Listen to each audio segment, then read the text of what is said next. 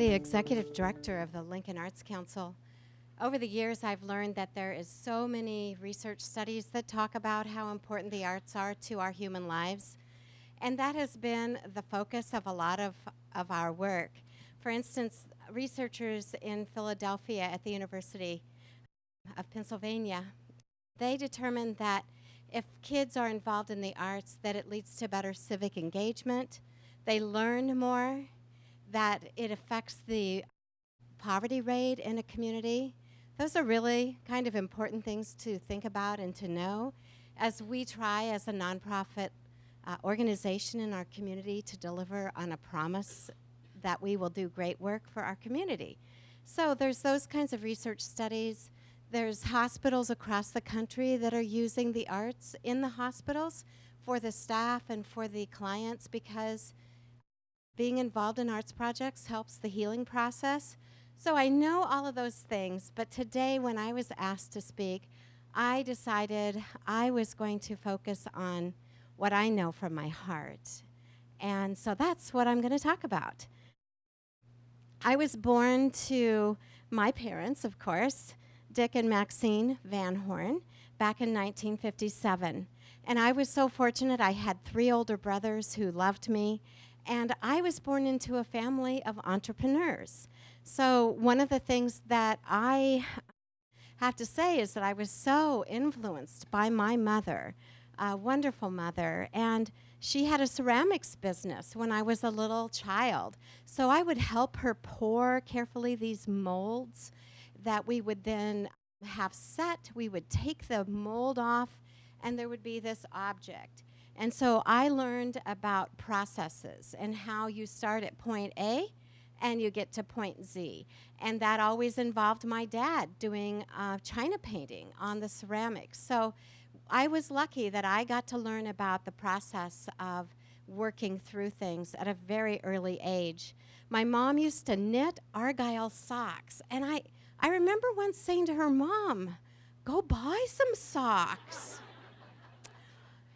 And, you know, she made them for my father. And, you know, she loved the colors and the putting together of the patterns, and it fed her soul. And so it was a way for my mom to express herself. It was a great source of pride to her. And also then, my mom used her abilities that she had for creativity with her hands to make money, to have income. Being in a family of 6 and we were entrepreneurs, there were times that we didn't have as much money maybe as we needed, but we were never, ever lacking in possibilities and in love and creativity. And so it was a wonderful, wonderful life. As a young girl, I used to pretend that my bedroom was a fabric store.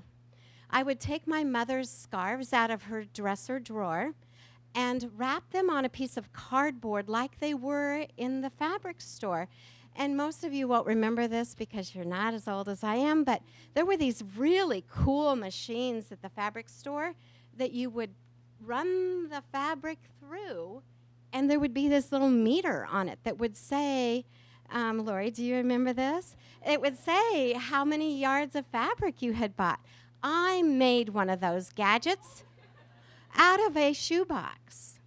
But then my fabric store also included me having a TV show where I taught people how to sew. And so I had these cameras that I made out of cardboard boxes. And I did this. And I did it because I loved my mother. She was a great example to me, my father as well. But I did it because it made me feel great. And I knew that I had prosperity and potential in my life, no matter what the world would say. I have 2 daughters, Hannah and Emily. And my daughter Emily said, "Oh gosh, Mom, please don't talk about us." They're alumni of Wesleyan, so they know about liberal arts education. And Hannah is a scientist in Omaha for UNMC, and she's also a metalsmith. And she tells me that she could not make it through work if she didn't have something creative that she could do as well. Emily is a nurse, and she also loves to sew and to create things. And I was talking to her, asked her the question, why do you do that? And she said, Mom, it helps me have balance in my life. And I thought, oh boy, you know, it's pretty cool that I get to learn from my 2 young daughters and see once again the things that my mom told me and taught me through example. They were both also musicians. While attending the Lincoln Public Schools, it was pointed out by one of the leaders there that it would be good for them to be in music because actually they didn't always fit very well into the classroom. They were both learning disabled, but they could play music. And so we've always had art in our lives. So art is really just a part of my being. And why does that matter? Well, it matters because as women, I would love to encourage each of us, and the men present too, that if we can honor the creative seed within ourselves, that it actually does help us to be authentic. And when we can all be authentically who we are, then think of the way that the world will be.